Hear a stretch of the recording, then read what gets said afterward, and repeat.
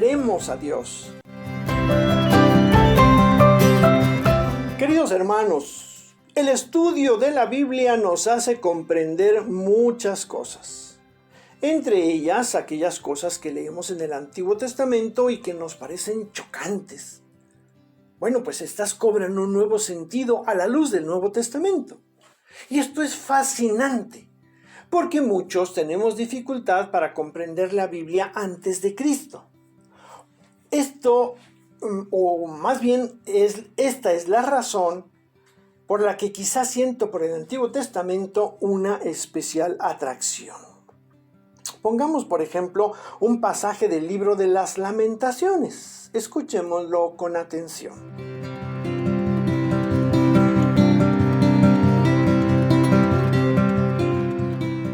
Mira, Señor, fíjate en quien las maltrató así. ¿Han de comerse las mujeres el fruto de sus entrañas? ¿A los niñitos recién nacidos? ¿Han de ser asesinados los sacerdotes y profetas en el santuario del Señor? Jóvenes y ancianos yacen en las calles. Mis muchachos y muchachas cayeron a espada. Mataste en el día de tu ira, degollaste sin compasión. Como en el día de fiesta convocaste a mi alrededor a los que me terrorizan. No hubo ni fugitivo ni superviviente el día de la ira del Señor. Mi enemigo aniquiló a los que yo cuidaba y criaba.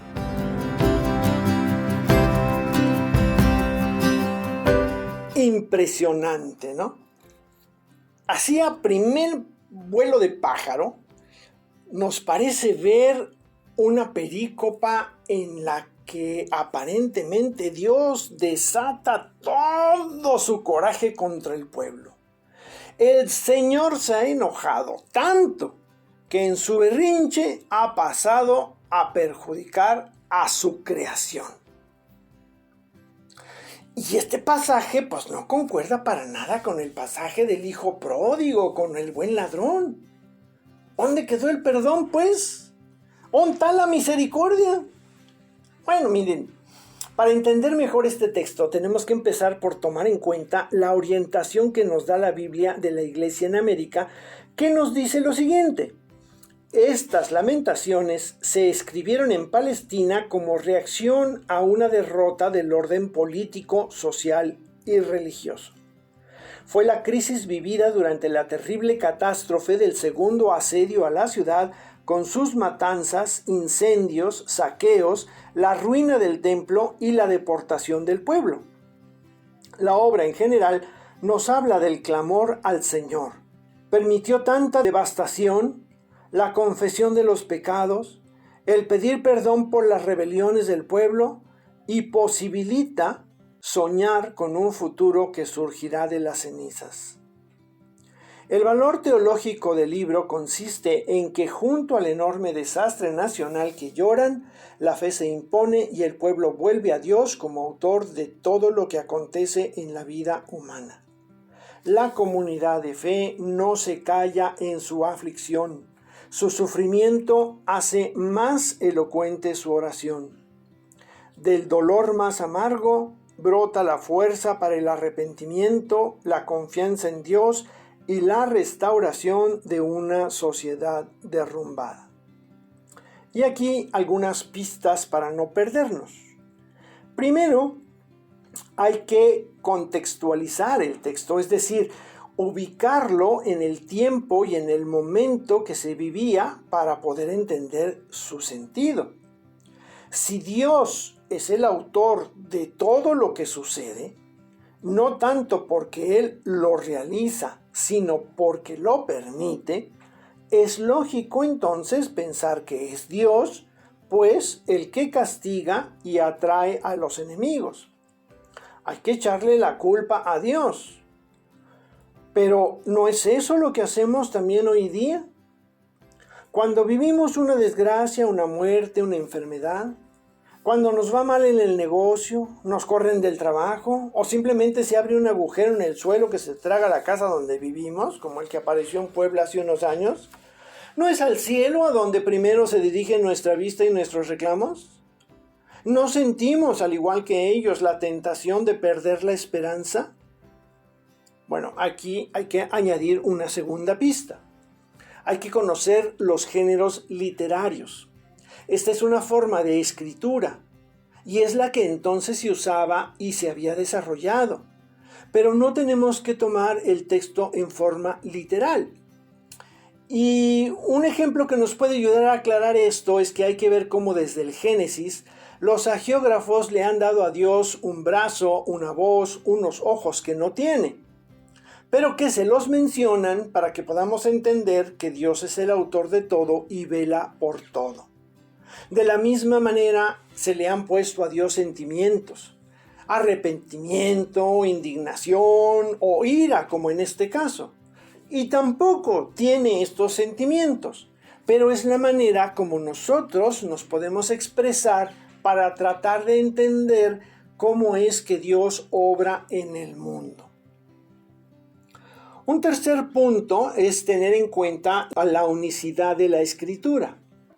Si el final de la historia es que todos regresemos a nuestro origen, que es Dios, y que vivamos con Él y en Él eternamente, ¿cómo es que Dios crea al hombre para destruirlo?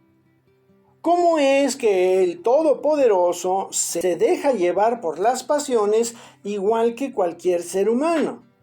¿No es esto contradictorio?